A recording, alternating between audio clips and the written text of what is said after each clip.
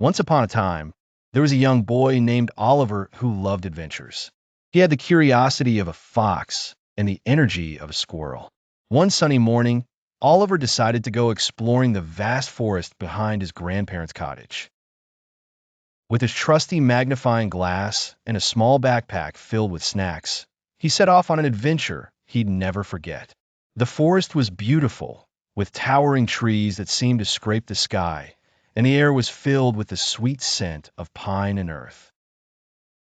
Oliver skipped along, mesmerized by the chirping birds and rustling leaves. He followed a path that twisted and turned like a serpent, deeper and deeper into the forest. As the sun climbed higher, Oliver realized he didn't recognize his surroundings anymore. The trees looked unfamiliar, and every direction seemed to lead to more of the same dark and green embrace of the forest. Oliver was lost, but instead of feeling scared, Oliver decided to be brave. The forest is my home now, and I'll make the best of it, he thought. Day by day, Oliver learned to live in harmony with the forest. He built a cozy shelter out of branches and leaves, and the forest became his classroom. His new friends, the animals of the forest, taught him everything he needed to know. He learned how to find fresh water by watching the otters frolic in the streams.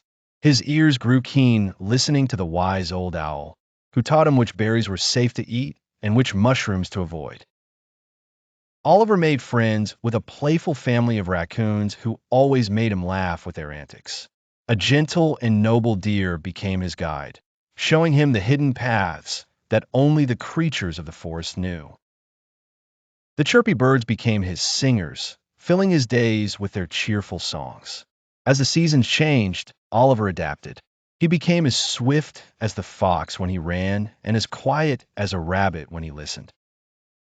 He felt the forest around him, the rustling leaves, the bubbling brooks, and even the whisper of the wind, speaking to him as if they were alive. Oliver grew, both in body and spirit, as the years went by.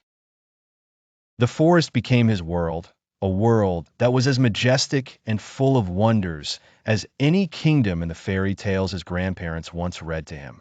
Occasionally, he would catch glimpses of other people, those who ventured into the forest as he once did. But Oliver preferred his life among the animals, feeling more at home in the wild than he ever did among people. And so, Oliver lived happily in his forest home, a boy who became part of the forest itself. The tales of his adventures echoing among the trees for generations to hear, reminding everyone that sometimes getting lost can help you find the greatest adventure of all,